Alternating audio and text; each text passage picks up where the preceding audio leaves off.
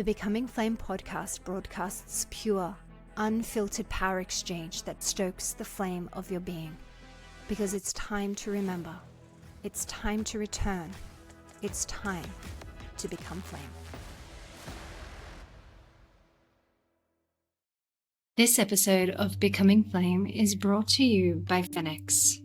Phoenix is a ritual luxury house devoted to erotic feminine embodiment. We create alchemical intimacy oils and functional fragrances infused with spagyric botanicals designed to soften the nervous system, open the body, and awaken life force vitality. Our formulations are crafted as tools of self-initiation. They are not cosmetic. They are not decorative. They are designed to be felt. They are designed to shift. Each oil facilitates a cellular shift into relaxation and receptivity, activating and opening up an archetypal femininity that your body knows and is yearning to step into. These oils allow the body to open safely into sensual intelligence, magnetism, and creative power. They open the libido and open creative sexual energy. When the body is safe, it softens. When it softens, it receives. When it receives, it creates. And when it creates, the entire world shifts. We believe that women who sit deeply in their bodies, in their erotic intelligence and sovereignty, become powerful creators of their lives and the environments around them. Our products are initiations into that coherence. Luxury in experience, devotional in use, transformational in effect. Get yours now at phoenix.com. That's PHENXX.com. Welcome back to Becoming Flame. Well, as you know, if you've listened to a few episodes, or what you're going to gather very quickly if you do, is that this is a space where we do not perform growth. We don't repeat what we've just read somewhere. We don't stay on the surface. We come here to tell the truth, to sit inside it, to actually change something in the body. We show up really raw, really vulnerable, and really ready to share our own lived experiences in a way that can help the listeners, because it's not this performative, I'm so great, let me show you my fake bank balance. And today's episode is exactly the same. It's not neat, it's not linear, it moves through identity, through collapse, through choice. And it's really, as you make these choices, what happens when the life that you thought you were building disappears. So many of the women on this podcast have this same similar journey, so to speak. Your life disappears, it crumbles, it collapses, it's taken away, and you're left with a very real decision about who you are without that. Without those identities, without those things, without those ticks in those boxes. And there's something very deep running underneath this entire conversation today. It's about congruence. It's about responsibility. It's about the gap between what you say you believe and what you actually live. And then what it takes to close that gap. So today I'm joined by Jax Faulkner. Jax didn't arrive at this work in a polished or predictable way. She lived this. She lived what most people would recognize as a full life. Marriage, children, business, building something stable, conventional, house, etc. But then everything collapsed. That led to loss, to divorce, and really to the dismantling of what she thought her life was meant to be. And in that space, something activated.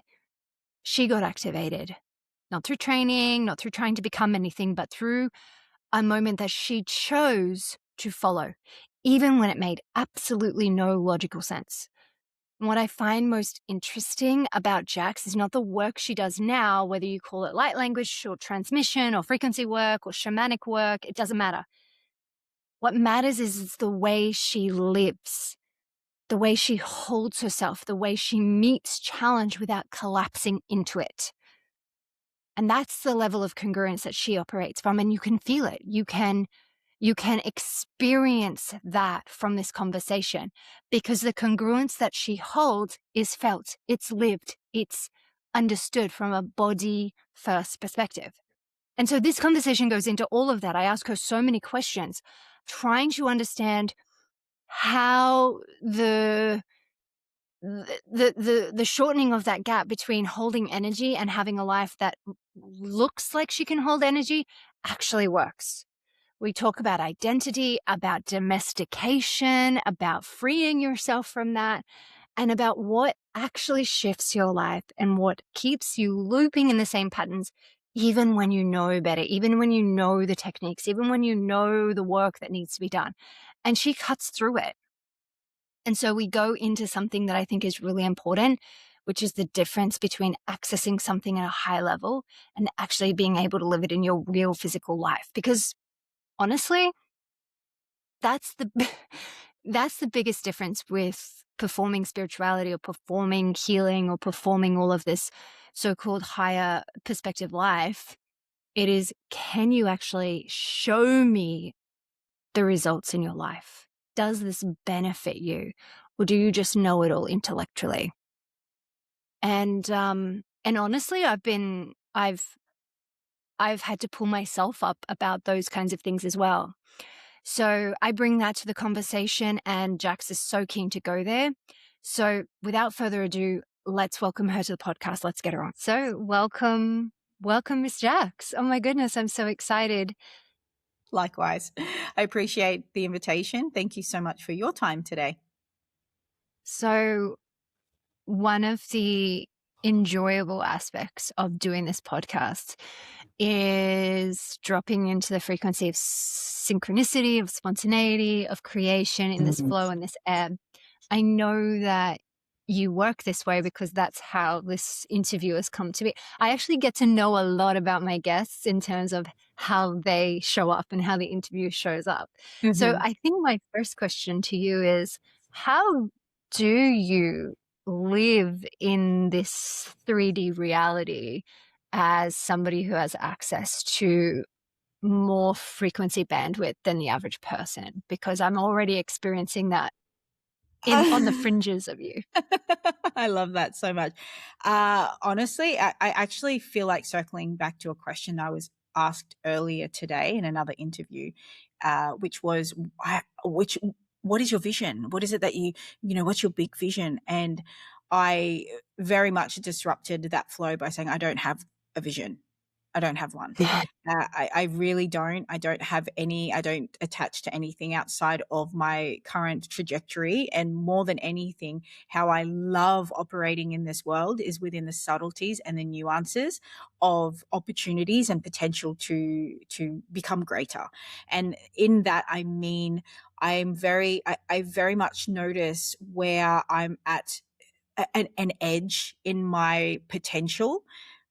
Could be as simple as waking up consistently at 5 a.m. to go train and noticing the subtleties of shifting my own system in therefore embodying that, what I would call it, a next level frequency, a next level behavior, a next level echelon, whatever that means, and allowing life to continue to present to me opportunities to keep growing in that way and keep discovering in that way and keep responding in that way. So I'm very much a responder to what is present. I'm a responder to the field.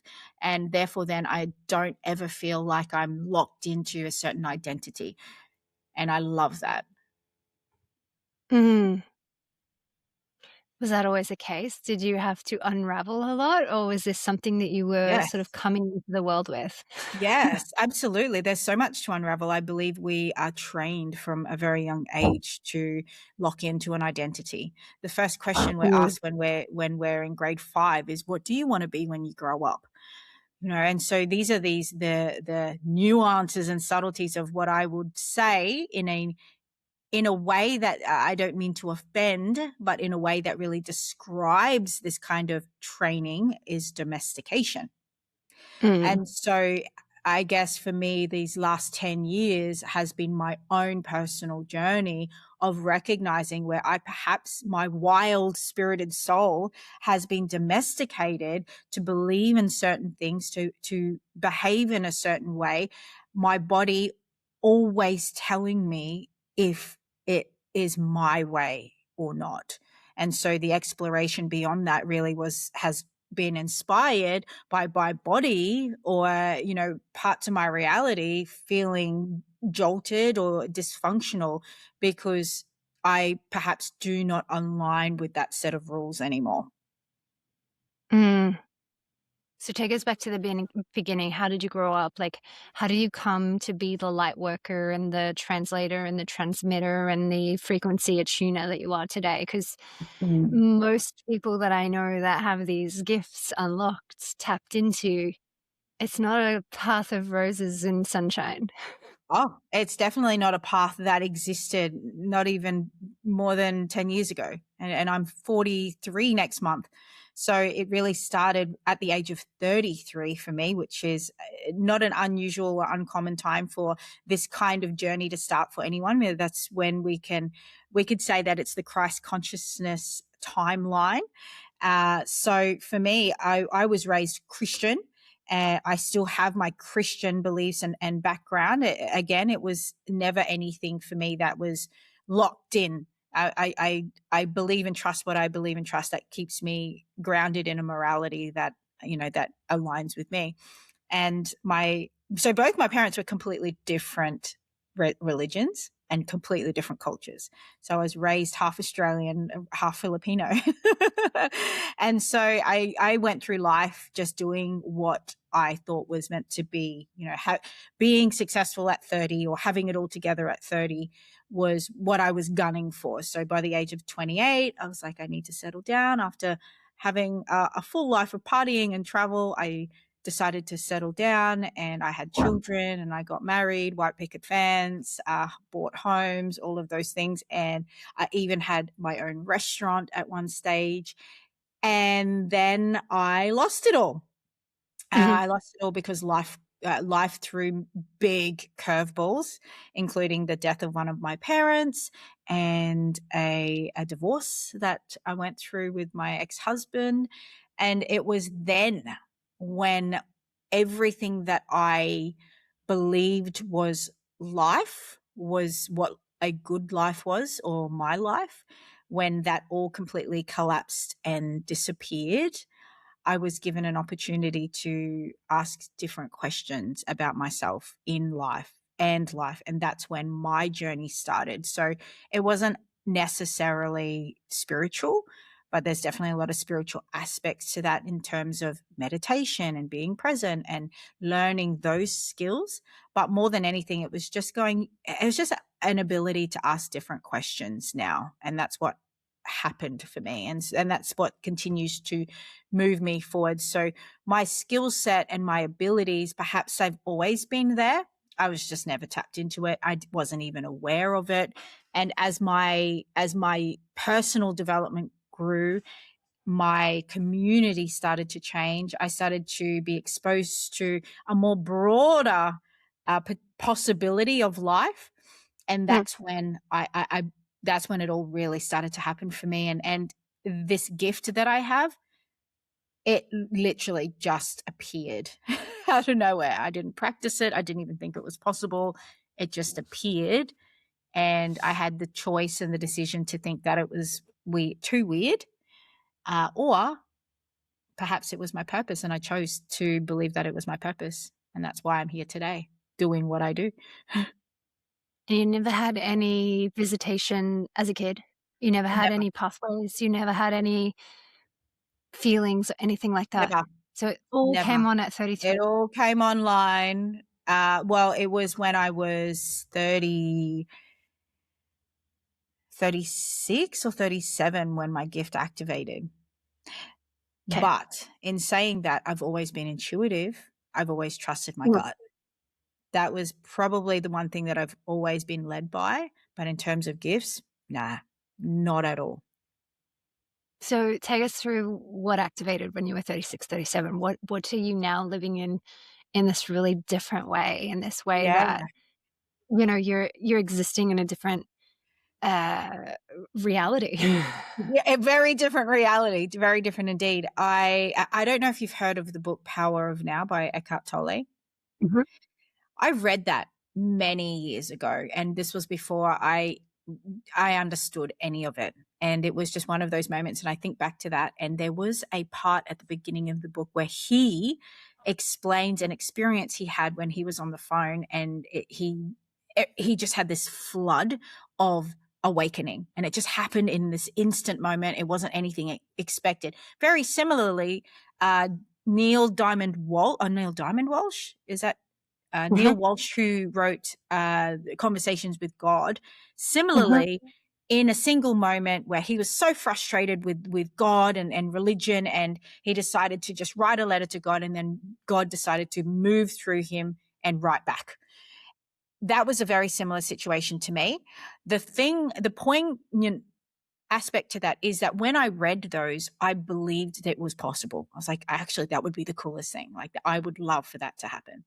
Fast forward many years from both of those moments, and I was literally driving my car from one location. I was upgrading my life from a very small, tiny little studio. I decided to move to a bigger place. It was such a stretch for me at the time. I was working in hospitality. I was a waitress, but I knew I had to do it. And it was during that commute between that home, the small home, to the larger home, I was driving along, and I call it the lightning bolt moment, where a flood of energy moved through me, and I was seeing in another perspective. I was in another dimension with 4 interdimensional beings in what I call a cosmic courtroom. I was still driving my car. I was still present, but I was also there. And in that moment, they were speaking to me in these various different languages for the first time ever. And then while I was driving the car, these languages were moving through me. So I had this experience where I was being reminded of my mission. I was being asked, do you remember your mission? Because that was a question. That's always a question that we're asking, or maybe perhaps, what's my purpose? For me, it was, what's my mission? What's my mission? What am I here for? What's my mission? So in that moment, I was being asked, do you remember your mission? In that dimension, I was a bald-headed Zulu warrior, spear in hand, bone through nose. And in this timeline right now, I'm I am just a looking woman at you and I'm thinking, oh my goodness, it's driving pretty a similar. car. Yes, I had a bald head at the time. This is the longest my hair's been in over 10 years. I had a bald head. I had my septum done for whatever reason. It was a craving. I had no reason for it. And so the similarities was just like mind blowing. And this Zulu warrior was answering the question, spear in hand, posture upright. They're asking, do you remember your mission? I had a vision of just this vision of souls awakening. And I said yes. In that moment, I said yes. In that dimension, I said yes in my body, in my system here. And that was the moment that changed the whole trajectory of my reality. So it's from then, when I got out of the car, after that, it was only a 12-minute drive. I had snot pouring. I was crying. I had all these languages coming through. I didn't know what was going on. It was a very shocking moment. My partner at the time, he was literally in the car ahead of me, and he looked at me and he was like, whoa, what is going on? Are you okay? Because I was crying. I had snot and I was shaking. And I got out of the car and I was just like sat on the sidewalk, and I said, I think I've taken way too many drugs in my life. Like, I feel like it's caught up with me. I was terrified. I was terrified that my 20s was a bad idea. Wow. I genuinely was, because it was not in my trajectory. Like, it wasn't even in my awareness at all. And so it's just like, oh my God, I've really stuffed up. Hi. That's And so, incredible. yeah. And so it was that day where I had to make a decision between, is that just weird? Is that just a one-off? Is that real? Am I just crazy? Or this could be what I've been asking for the whole time. Mm. And in that timeline, that fork in the road moment for me, I decided to choose that this was my purpose. And I think that's the literally, most important to take from this here is that yes, you then actively chose, yes, and you had multiple opportunities to choose differently before multiple. that sort of converged into your path. Yes. I had more logical choices that made more sense versus illogical, but I chose the illogical. And then from because there, it was in your body. yeah, it was in my body, but it was also when I could really check in with my logical life. I was bored.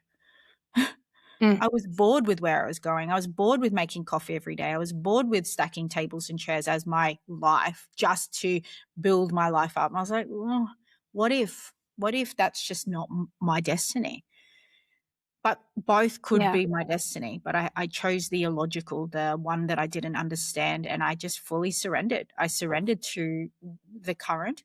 And within the first month of that moment, I hosted an event, a sold out 50 people event with this weird thing that's happened.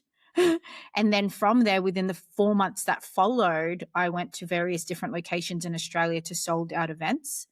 And then hosted my first 3-day retreat that generated over $70,000. So needless to say, I completely left the employment industry completely and utterly within the first 4 months of that happening. And I have not looked back since. Did you have a really easy way of making money before? You said you were struggling and you had Oh yeah, no, I was money issues, so. I was working as a waitress. I was working as a waitress earning, I would say, between $600 and $800 a week. And then now it's Now, like chalk and now cheese. it's not even, it's just a completely no. It's completely overwritten. My system is completely overridden. That was I would say 6 years ago. And what so do you put this down to? How do you understand what do you understand of what happened? I don't. I have loyalty to what I don't understand. I guess what I really put it down to, and I feel like is we all have opportune moments, and this is definitely a very important conversation in this landscape of entrepreneurism as women, is it comes back down to domestication and the willingness Okay. to set ourselves free from the thought forms that keep us domesticated, because domestication is only a training. It's only a thought form, and we believe it time and time again. And one of them being safety, one of them being the baseline of survival, and living a life trying to survive when we're already alive is very much a dichotomy in our consciousness. It's two energetics that are colliding with one another. There's no clear frequency. There's no clear transmission. There's no clear direction or directive to the universe or the quantum field. We're always mixing them. We want freedom, but we behave like we're caged. You cannot have one. They both cannot exist together.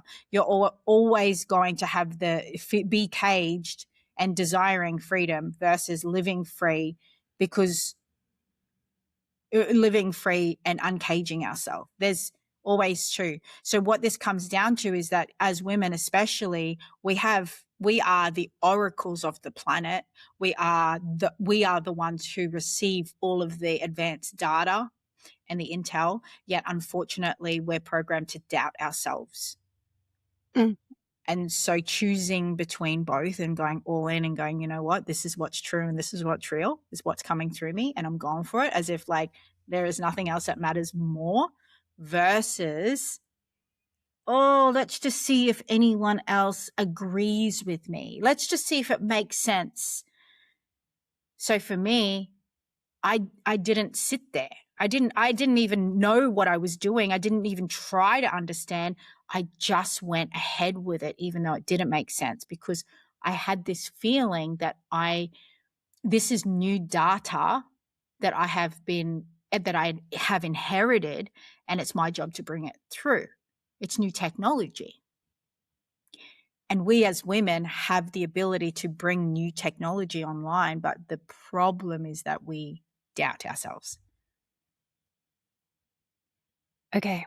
I have so many questions.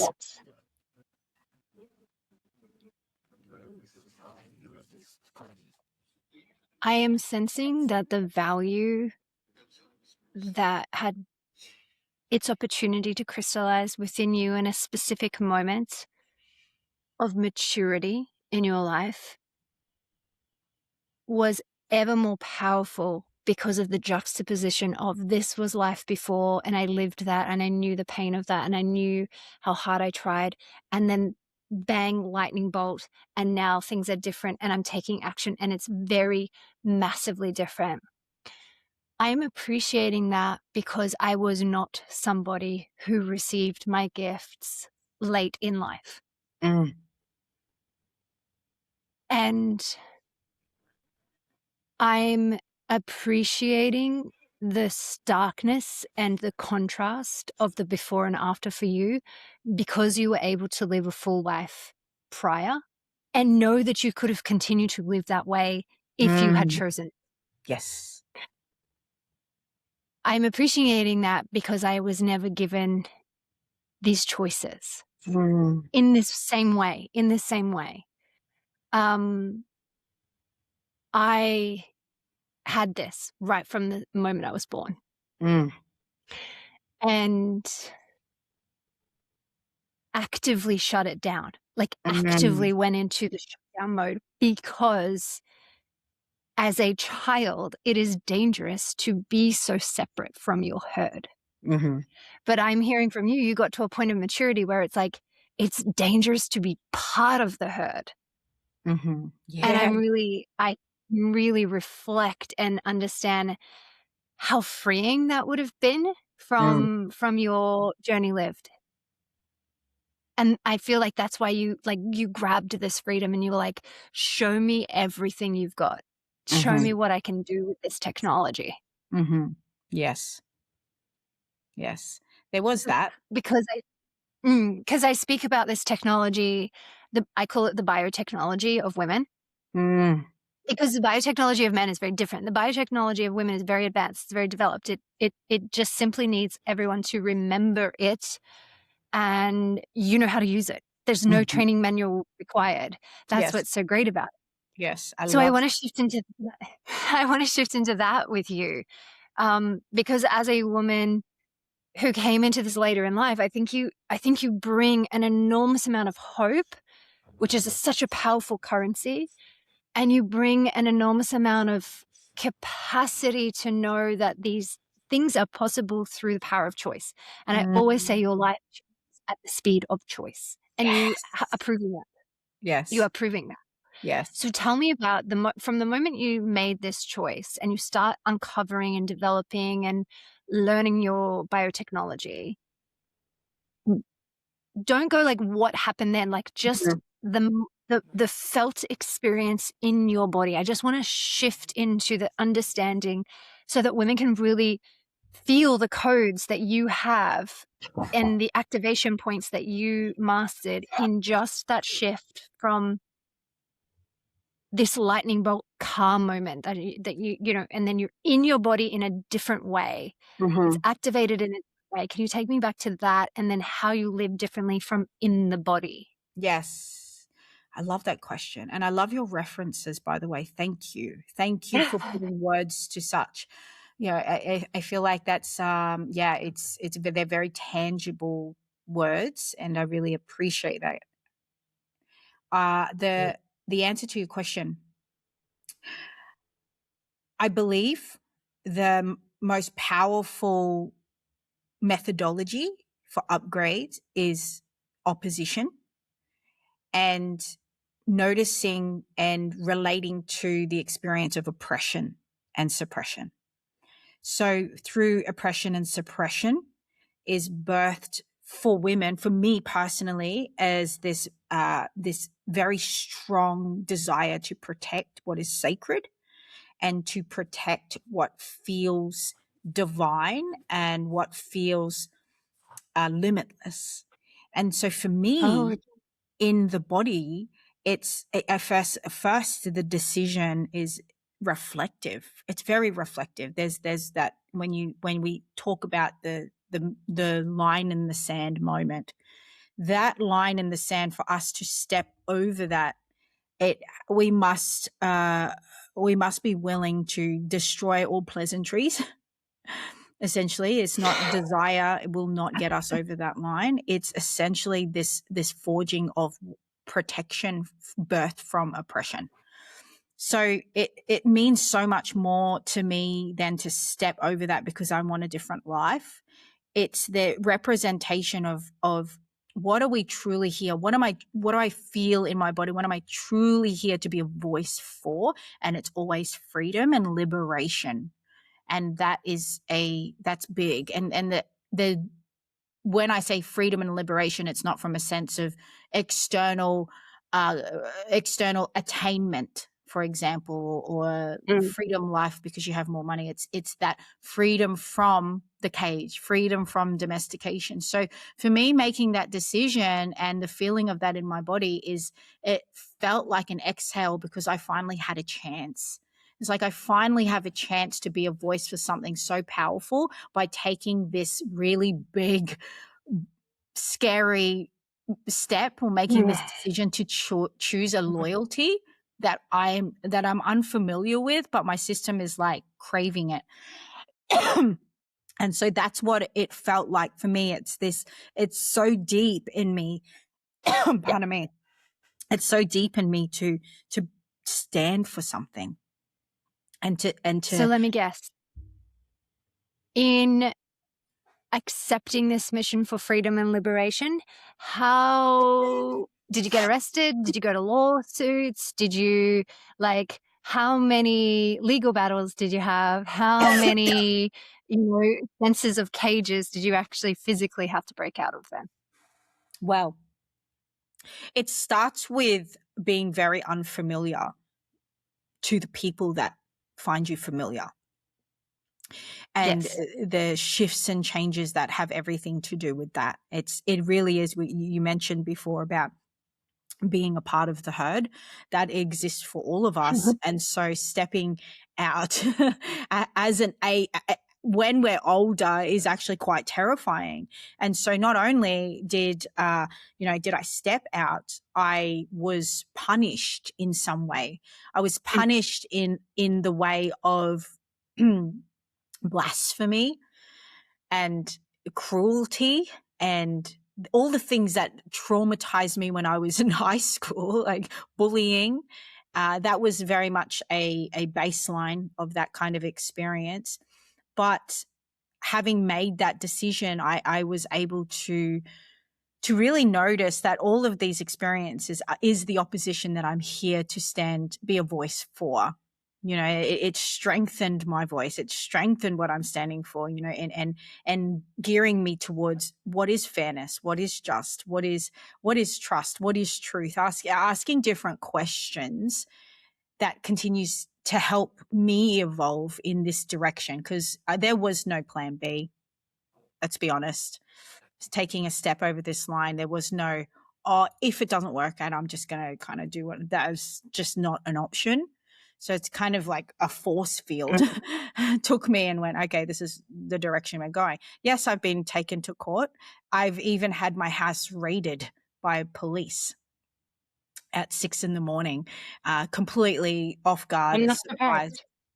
Yeah. So yes, I have, and that was very recent. And so in that, again, it just gives me more gusto, more grit, more grace. And they're all learnings, but nothing that it's all exciting to me. I'm like, yes, this feels great. This feels like I'm on the path that I'm choosing. Going back to this counsel in this courtroom that you saw, because I think that was a very specific word that you said. So right from the moment that you said that, I was like, there's gonna be legal stuff here. Like you have a legal thread, right? So what do you understand about your energetics? What do you understand about the note that you are here to carry, to sing, to transmit? So far, because it keeps unraveling and keeps unveiling, it keeps maturing like anything else. If there was a certain signature,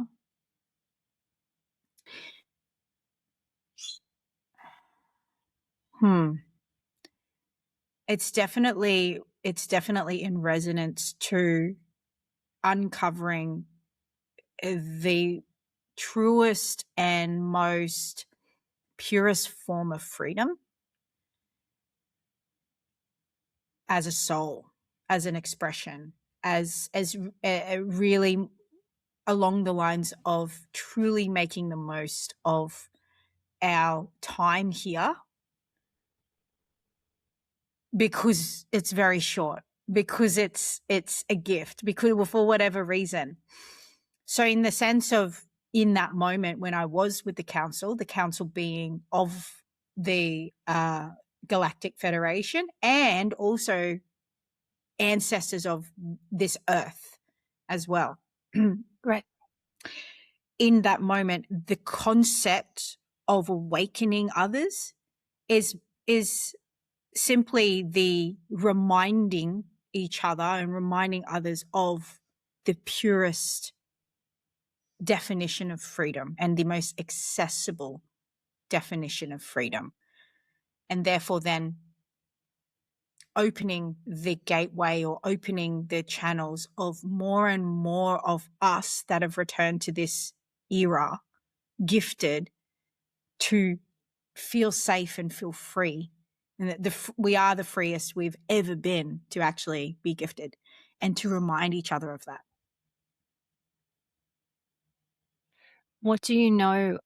What have you come to understand about the forces that are enslaving us? What is your role specifically in the relationship to that slavery? Well, my relationship is to remind each other that we're the only thing enslaving us is our adherence to it, to slavery itself, because we're not slaves. We're actually the freest we've ever been. And so in terms of in terms of forces, I bring it back home to the authority we actually have versus what we're adhering to without realizing it. So for you, it doesn't really matter about who this enemy is. In fact, it's like make it nebulous, like make it disappear, make it non-existent. Don't give it name, personality, status, anything, recognition, identification, because your identification with that which is enslaving you is the slavery mechanism. Correct. Absolutely. Correct.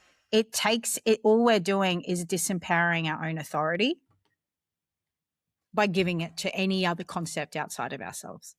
Any. It's the I you know, there's conversations, and I've also believed this before, is that I've had to protect myself in terms of energy. But then what if I was never in danger? Or what if, I just choose to believe that I am the protection. I am protection itself. So therefore I don't need protection. So it's just the shift of the dialogue or the relationship to any opposition itself. It's like neutralizing that. And that's what I love. I love sharing this with others in terms, and the reason being is so we can remember that we are an authority. We are an authority.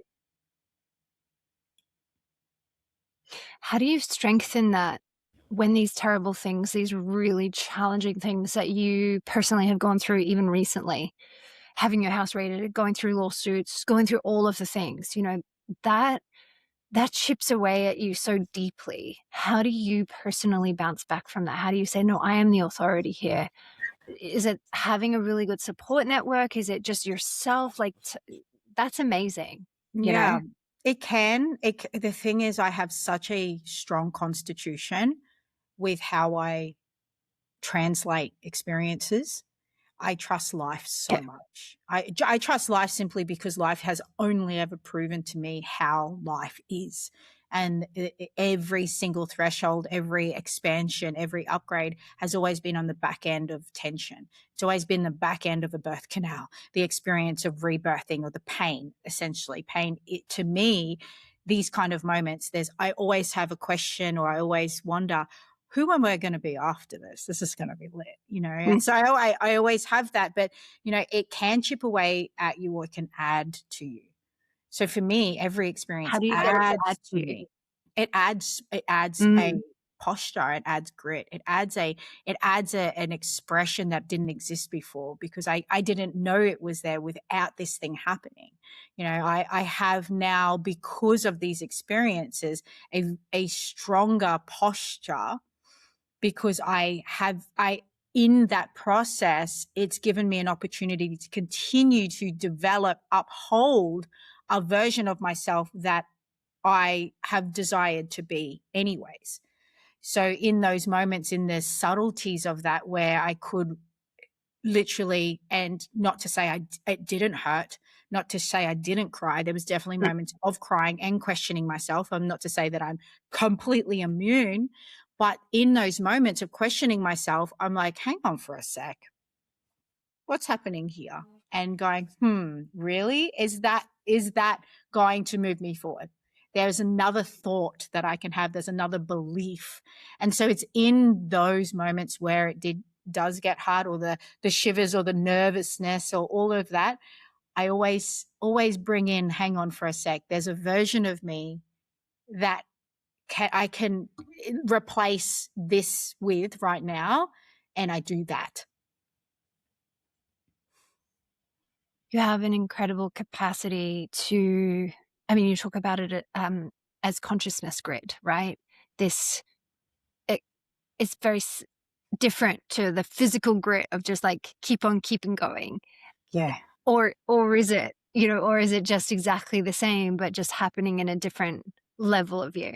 Yeah, perhaps. Perhaps. I definitely don't have the physical grit. No, I mean, yes, I see what you're saying, but yes, I feel like it is all very, very much the same. I think I tend to access questions and thoughts that will add, like I said before, add to my value or my growth, or my potential. Another thing that helps me when I'm going through anything that's hectic, which is a lot, is I always wonder, is like, I'm going first so I can help others through it too. So I kind of go into it as a student of the experience as well. Many different reasons, but I am really angry. Pardon? Do you get angry at that? Do you get like this sense of injustice? Because part of what you're trying to unravel, I think, is injustice, is the lack of freedom. Yes. And like, Yes. I would assume that the fact that you're going forward and doing these things always first, there's that sense of like, it's just not fair. Why is it always me? Why do I have to do this? Why can't the children step up and do it for themselves, Yeah. No, I love it. I'm here for it. That's what I feel like. It gives me purpose. It takes me away. It moves me from being in it to peering at it from a place of feeling connected to evolution itself. I feel so connected to evolution. I feel very responsible for evolution itself in anything that has anything to do with my life and what I can leave behind in terms of the seeds of consciousness or of the seeds of perspective. It's very important for me. And so I enjoy that, accessing that ability or accessing that perspective that gives me okay, so let's look at this from this point of view. What am I learning from it? Like, what am I seeing in terms of the structures that we're here to change, the current because all it's showing me is what exists in the field right now, that I get to actually be a voice or an energy to shifting that in a way that is fair, in a way that doesn't fight back, in a way that I genuinely want to see the world become, where there's intentionality, there's presence, So I look at that and I go, oh, okay, cool. So here's the next test. How can I choose the better version of myself? Because let's be real, babe. I am from a Filipino background, and we are known to be very, very harsh when it comes to things like this. We like to fight back. We're very fiery. In my bloodline's a very fiery bloodline. So I had to choose, and that's what excites me, because I'm like, oh yeah, I could get you. I could hurt you. Or I could be a student to this, and I could explore a version of me that would never exist without this opportunity. I want to really pause and highlight to anyone who's listening something that I think is really, really important. There is always an opportunity to wallow in your own self-pity when things happen, when things happen to you, right? I guess what I'm hearing from you in your innate capability that is coded in your capacity. I'm sure you've learned it. I'm sure you've mastered this. I'm sure you've been through many, many, rings of training to get to this level of mastery. But the capacity to turn the chessboard and say, this is not to me, this is for me, but more importantly, this is for the universal collective that I am here, that I have signed up for, that I have been an enthusiastic yes for. I need to move from the consciousness, the victim consciousness that is all the way at the bottom of the ladder, all the way to the top, to the highest perspective that I can hold within my body. You've talked about posture and you've talked about structure a lot. And I, as somebody who has been working for around 10 years on my spine, it is because you can only hold the energy to what your spinal skeletal structure can hold. If you want to go higher, if you want to hold more frequency, look at your spine, look at your posture. How are you holding your body? Because your body, and this comes back again to the technology of women. If you do not understand that your spine needs to be strong, not because you might get osteoporosis one day, that's not what we're talking about. This is about how do you hold the huge amount of energy that is coming from a higher frequency that you are ultimately already existing at, but that you're not there because your spine, your posture cannot hold it. And so what I'm hearing from you is you've said a number of different things in this in this conversation. I have the dedication to getting up at 5 a.m. to train every day, working on your posture, working on your muscular system, working on your skeletal system, working on your strength. You've spoken about in a few posts of yours that you've spoken about what you eat, how you eat, the way in which you keep company. So it's like all of these internal things.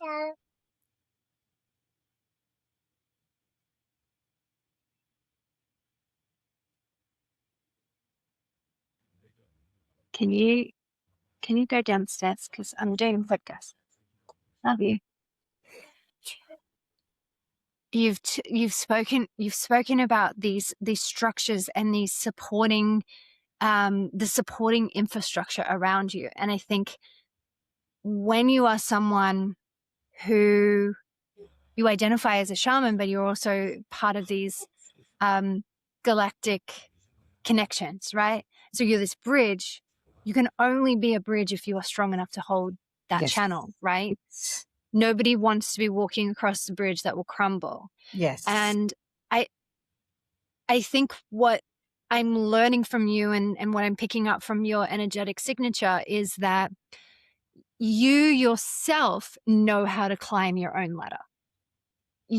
And that's actually rare, because there are lots of channels, or there are lots of medicine women, under the umbrella of healers of any kind. that might be able to be in these higher frequencies, but their own personal life is not going that great. I'm just wondering if this is something that you've learned, like to strengthen the bridge that you are, or if it's an innate thing for you, and maybe what advice you would have for women who are really great at holding that energy and knowing the wisdom, whether it's, you know, wherever they're pulling that from, whether it's just their own selves or something else, but they're not seeing that translate into their physical reality, into their life. Yeah. I love this question so much because it is such a foundation for anything and everything that I do. And you could ask any person that knows me personally, even especially my husband. And the greatest compliment I could get in my whole life is for my husband to say, who you see online is who she is. Yeah. Because I believe in congruency. I believe in congruency down to the nth degree, because I wonder, what is it all for if it cannot be applied, or if it isn't applied? Like, what are we actually sharing if we cannot ground it in, if we cannot be living examples of the work or the channeling or the messages that come through? Messages of possibility with impossibility within our field is not true. It's a performance. So for me, it's just living a life where I am always my first client, or the guinea pig, so to speak. And it applies everywhere. There is, I mean, I notice it in my own relationship, and the willingness, I guess, for myself and my husband, bless his cotton socks, for being with someone like me who will voice where there's incongruency in anywhere, you know, so, and in myself especially. But yeah, that's the answer to my question, to that question, is that congruency is the utmost priority.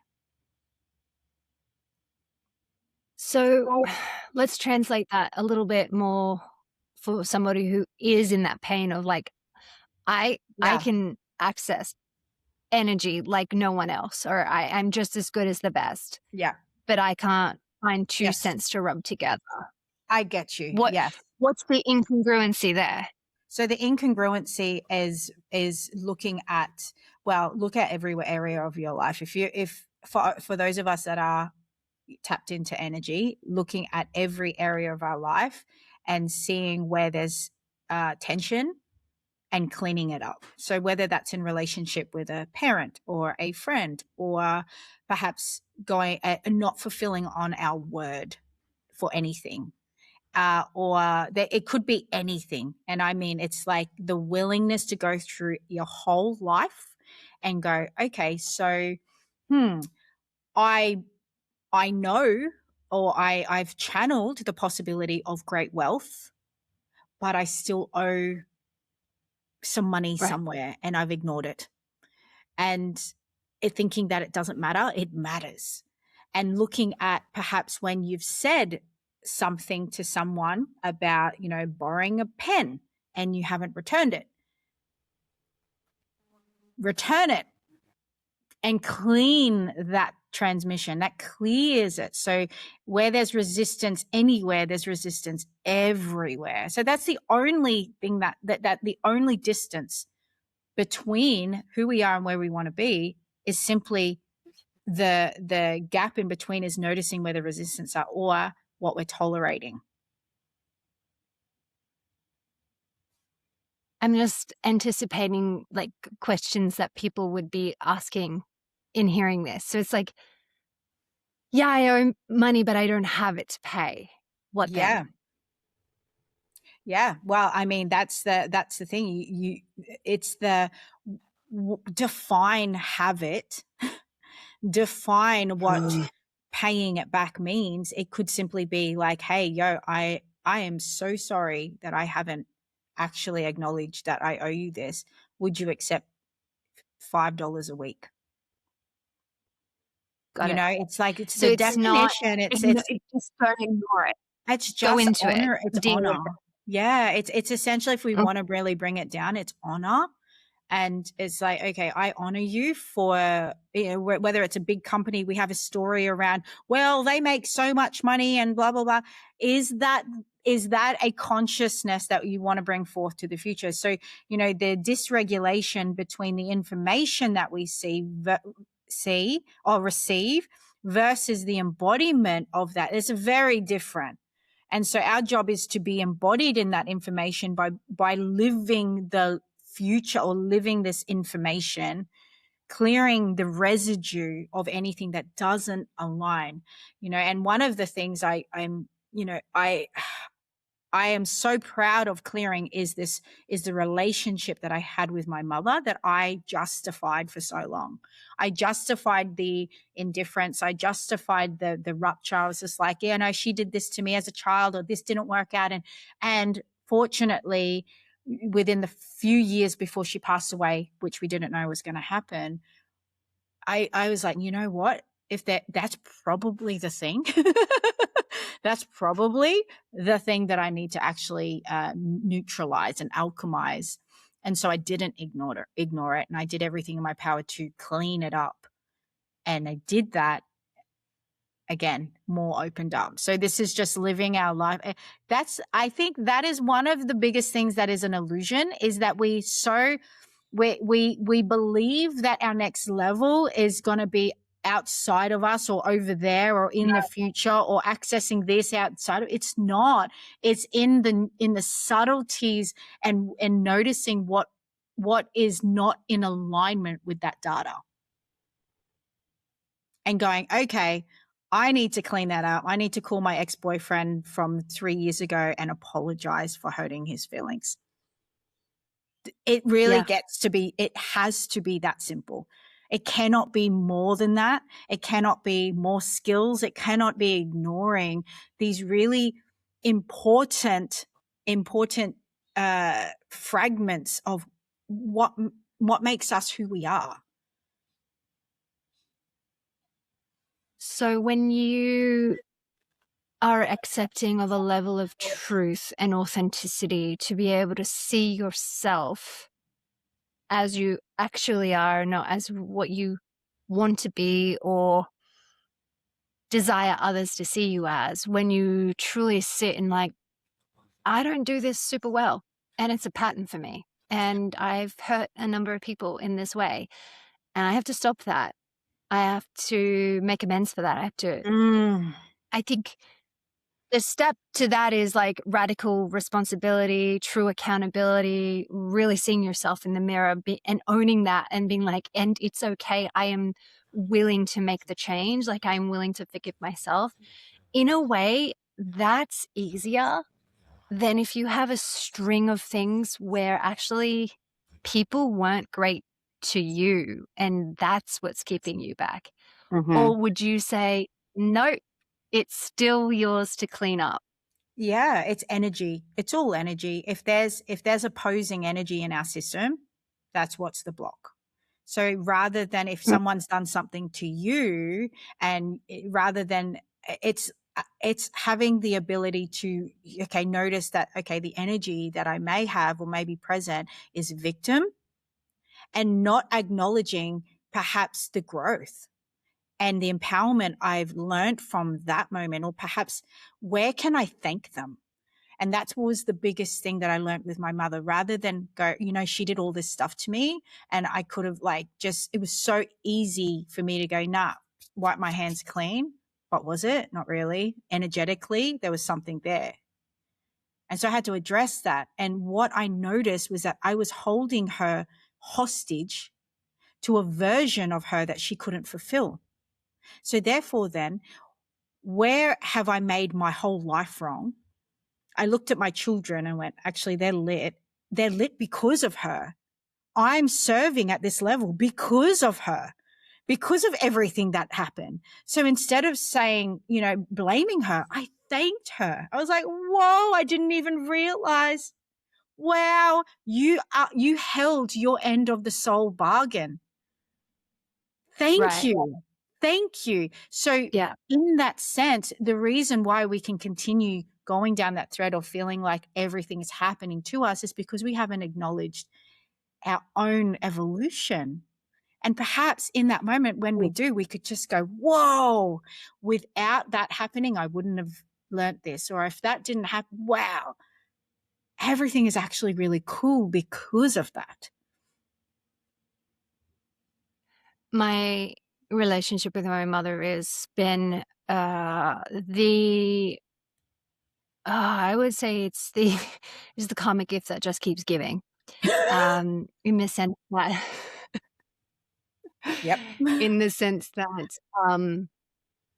I feel like, and I know so many women who probably going to resonate with what I'm saying, is like, you get to this point in this relationship with her and you're like, it's neutral. I'm so thankful. I get it. I see it.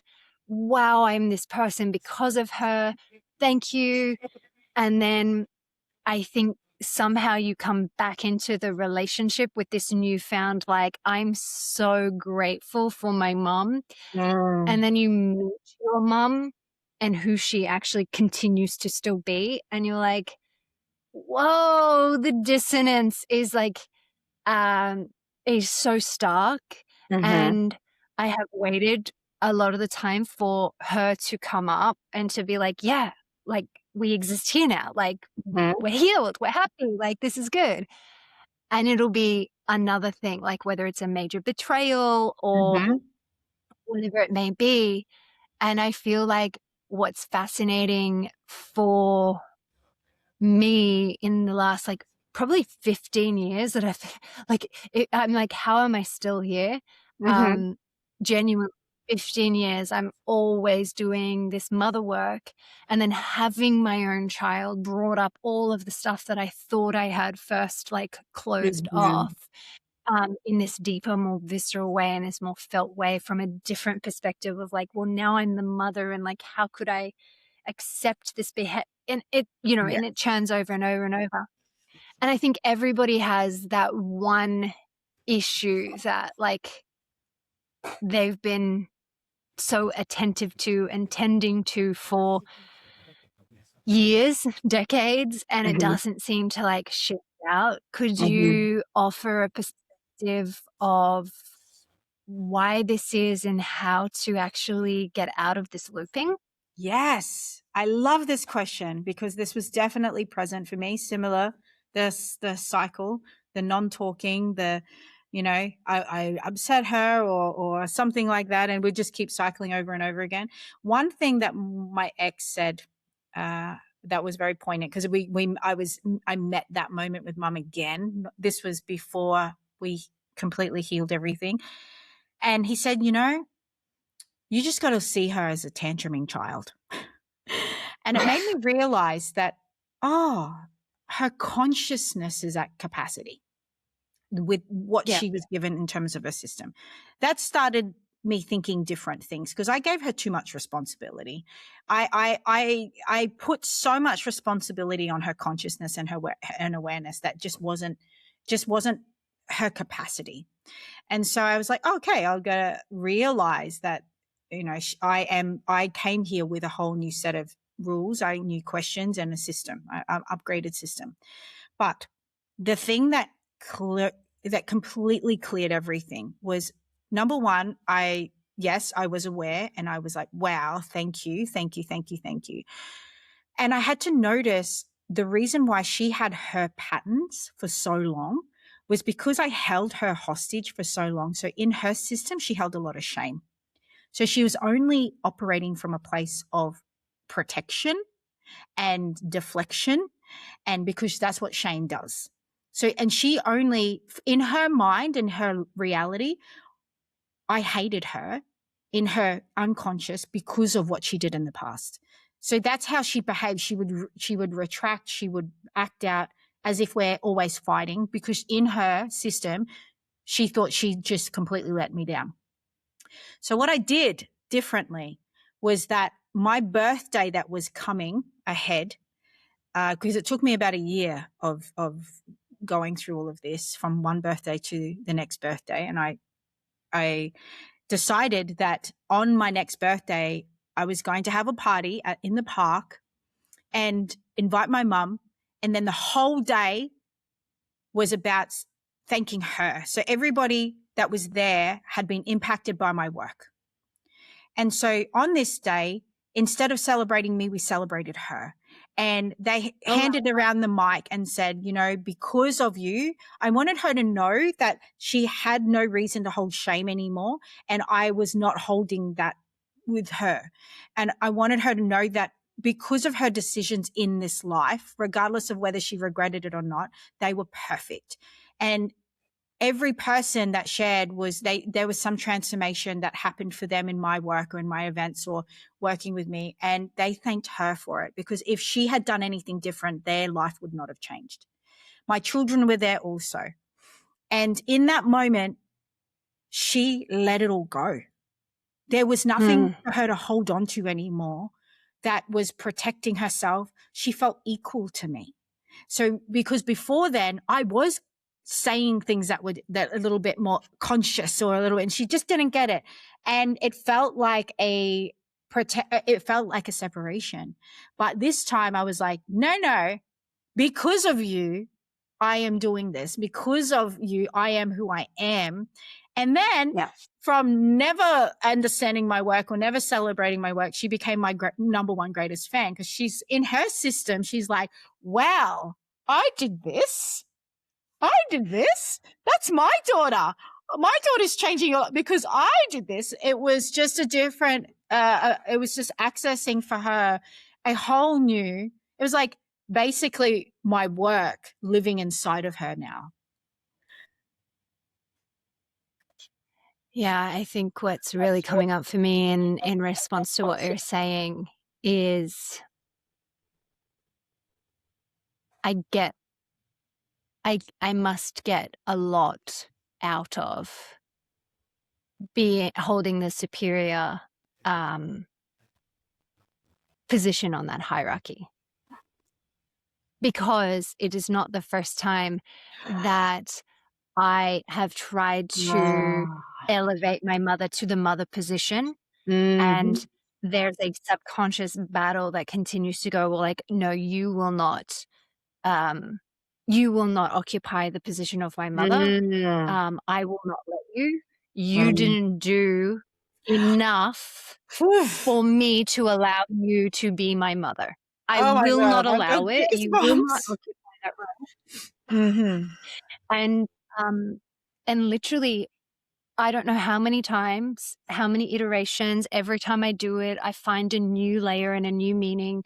And I remember the first time that I did this was 2017. I was in India, and this was the first time that I had like really seen this dynamic between my mother or my parents and I, and how I would not allow them to be my parents. Like I refused, because I was like, the behaviors that you have exhibited do not qualify you to be in the position of someone who was supposed to love me unconditionally. So you are fired. Yes. And I reinstated them and and like, you know, it's 2026. So we've been here for like nearly 10 years. Right. Yeah. And what came up for me in hearing you have a party celebrating your mother and like putting a microphone in your hand and everybody in your orbit's hand, like my whole body was like, no. And I'm sharing this because this is data, this is information, this is the access point to freedom, right? Yes. This is not about me throwing a tantrum. This is about a part of me that is still not available to be in any celebration of my mother. And therefore, I can't celebrate myself to the fullest extent because she is 50% of my DNA. Yes. One of the things that helped me through that, because I get it, was I actually questioned the label itself. I questioned all labels. I questioned label of friend. What defines that? Where is that dictionary? Where is that manual? What defines mother? What defines father? Who put us in these positions? I don't remember receiving a certification when I gave birth. I'm just a woman that gave birth to another human and trying to figure it out. So therefore, then my mother was just a young woman who gave birth and trying to figure it out. And I was like, wow, that's really cruel. These labels and this thing, again, the system, the domestication, so to speak, I was that helped me in going, oh, you're just another soul that is just happened to give birth to me or bring me into this world. I had to come here somehow. And then you played this role as a soul, as opposed to parent, as opposed to hierarchy or anything like that, on a very even playing ground, as soul to soul to soul to soul, as we all come here. So we've got to be birthed somehow. It just happened to be through another woman or another girl, so to speak. Another womb.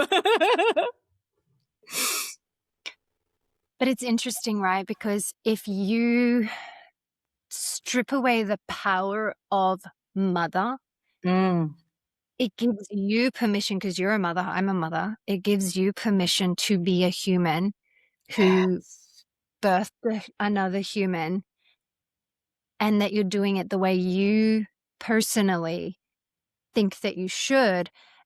And it gives you an opportunity to also say, so where are you parenting in the way that you wish you were parented that might or might not be appropriate for the child who's in front of you?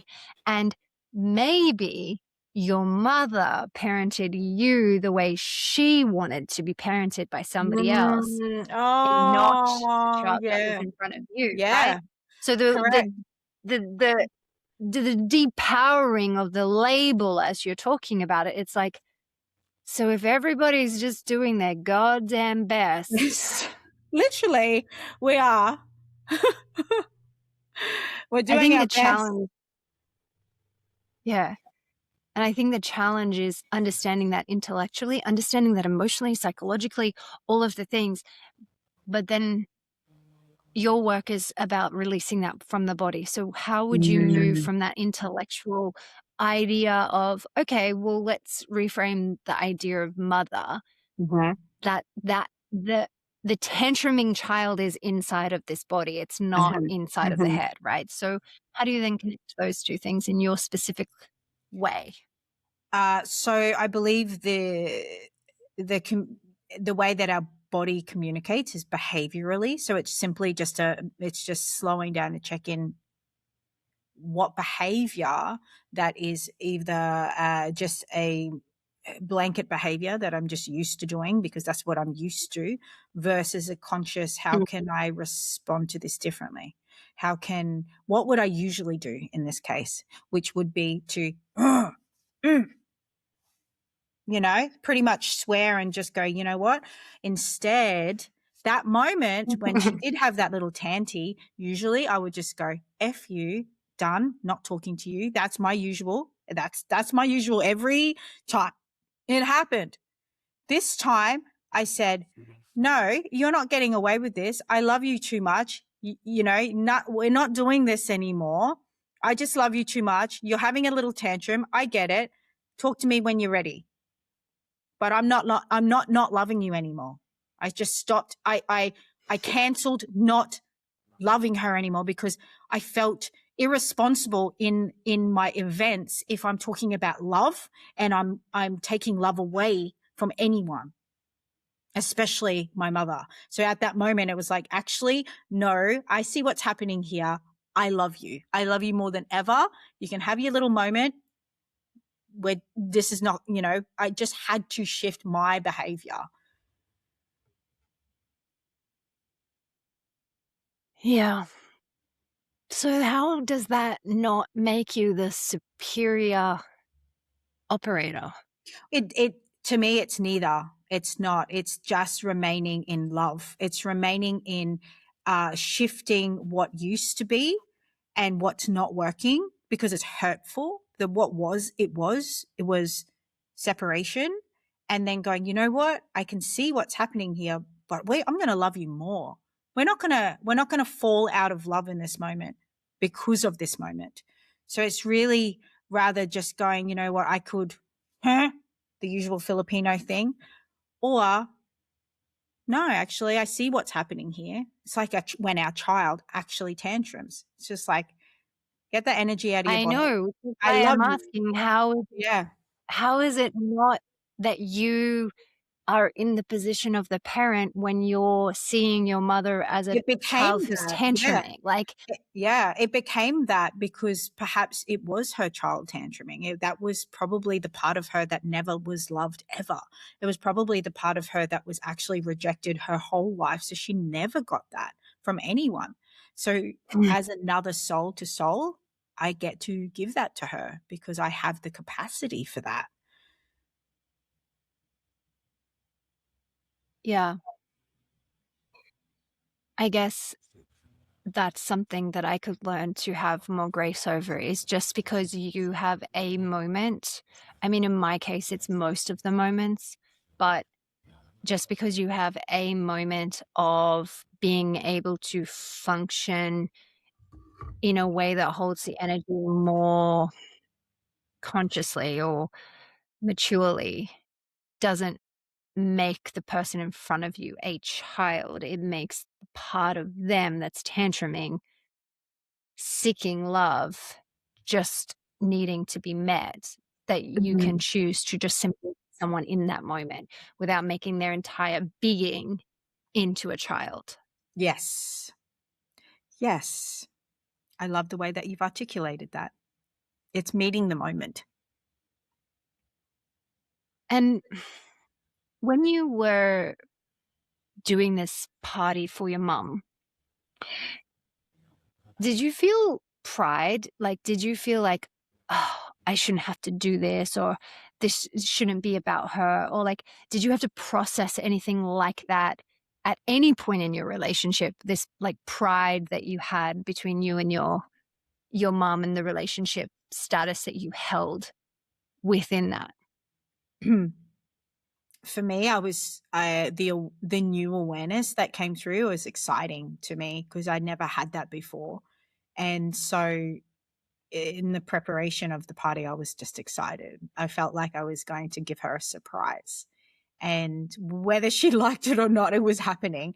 The fact that my children Right. were there also to witness it, I felt like that was really special. And I mean, Yeah. everyone that was there that witnessed it, their lives changed as well in some way, shape, or form. Like the narrative got to shift then. So for me, it was, again, like I said before, I feel very responsible for evolution itself. So I felt very connected to being a maestro in that moment for evolution itself. Got it. Yeah, it's fascinating. And how many years or months, or what was the time period between that party and her passing away? Believe it was like 3 or 4 years. Okay, So so you it had some wasn't that. time to actually experience the healed relationship Yes, as it well. was beautiful. Yeah, we became friends. We became friends, and that was stunning. You know, it was just the way that we softened. Something softened from there, and there was no expectation anymore. It was just like, hey, like we were friends for the first time in our life, and it was really cool. So yeah, I'm very grateful for that, and even more so that she ended up moving in with me 6 months before she passed away. Again, we didn't know she was going to pass away, but just from circumstances in her life, I said, come move in with me. I gave her my room and set her up and just let her live the luxe life. And then within 6 months, she'd passed away. So I was like, whoa, like, how is that for blessings in disguise? Yeah, that's beautiful. I'm so happy for you. I really like that. That feels like so, like at this deepest completion. Yes, very much so. Very much so, because I always wonder what it would have been like if if none of that have happened. And therefore, then my constitution feeling regret, perhaps, of like knowing that I could have, yeah, Click I something, just, done yeah, something. yeah, yeah. I want to pivot, just ask a few extra more questions Yes. about the work that you do in light language, in that relationship, and your work with more galactic forces. Because you also identify more as a shaman, more as someone who works in the body. So how do you fuse these two forces that in Indigenous culture have always been one, but maybe in more the neo-spiritual space have been like quite separate, I guess, subsections of sort of this so-called spiritual space. What is the sort of the feeling of your work, and how, say you have somebody who comes to you and, is looking for identification with their mission, what's the starting point for them?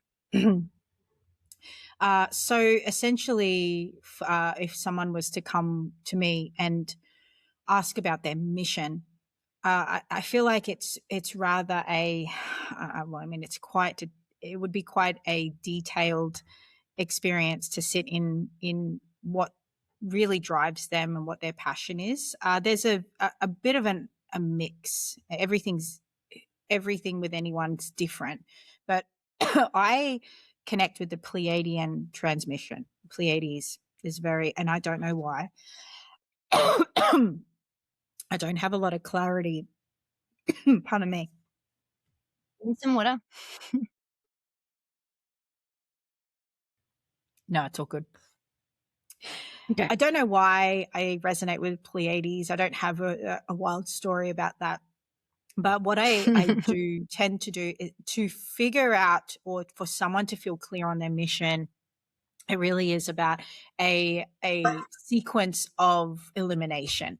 And really looking at, I truly believe that we all have access to data and information through our own connection with the field itself. So essentially we would go, okay, so let's look at what you're not content with. Let's look at what gets to go, and also just going deeper into the subtleties of their reality, because the clarity of their mission won't be because of me. It won't be because I've said something. It won't be because I've told them that they're this and that and that. No way. That's not even close. It's going to be because of their clarity. So therefore then we look at and assess every area of their life that matters, and we refine it and we clear it. We clear their relationship with the way that they nourish their bodies and the way they treat their bodies and the way. So it's very functional. It's very tangible. I'm like, okay, so, well, that relationship needs to be cleaned up because it's something that keeps coming up for them, for example. So it's very pragmatic work. Yeah, we do. So you would ask about, in the case of me, and I just revealed to you, my mother is this form of like constant looping. That would be your starting point, basically. 100%. Yeah. Okay. Only because it's in your field. It's alive. It's an alive question mark in your field for you. Not because it's wrong, not because I there's no judgment. It's just like it's something that's there. So then I have a follow-up question. What if it's neutral for me, but not a good relationship? Again, that is that still alive? If it feels neutral for you and you've made peace with it on every subatomic level of your energy center, that's perfect. And the thing is that you'd know in the sense of how you move in the world now, there'd be no resistance anywhere. Yeah. That's a good clarification point. Yeah. So you'd be like, you wouldn't even be talking to me. You'd be like, no, I'm good. Like, I'm fucking living my best life. It'd be like that. Okay. And then, so you map that out almost like segment by segment by segment, and then you overlap that with what they truly desire to have? Yes and no, because sometimes desire is just, in terms of someone's desire, so to speak, that is I guess it's there, but it's not, it can move and change. So what I discover with each layer is that it opens up a whole nother dialogue for them, or a whole nother opportunity. We kind of just go step by step in a direction, because at each moment and each phase, there's a whole new discovery that they didn't know existed. I wanted to end the conversation with, given that you are this field worker, this collective worker, I wanted to see if there was any message that was coming at this time that you were feeling really heavy in your field, in your awareness, that you feel like could be shared for the benefit of these listeners who are tuned into this podcast episode? Yeah. Congruency is a priority. The energies right now in the field, in the cosmic landscape, all of these movements, these shifts that have recently happened, aka the concept of the fire horse, that essentially all that is the bandwidth of energy that we're in at the moment is at a faster pace. So we have the ability to move in a direction in a faster pace, but the clarity of that is what's important. So congruency is all that is. It's not a judgment. Congruency is like it's an energetic refinement and precision in the direction we desire to go. Our desires are not the goal. The precision in our actions and the congruency should be the goal, and then the desire is just sitting there waiting for us. That's where we've got to switch. So it's when we can get rooted, more rooted than ever, in really noticing that, cleaning that up. That is how we get there anywhere faster.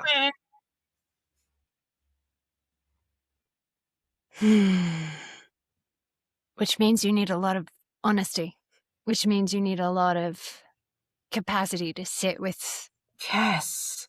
things that you might not like, might not like to know. Yes. It has to be. Pulling your head out of the sand. Yes. And humility. Humility is beautiful. Humility is what's going to move us forward as a collective. I have learned a lot in this conversation. The precision of and the refinement of my congruence now needs to take into account anywhere where I am still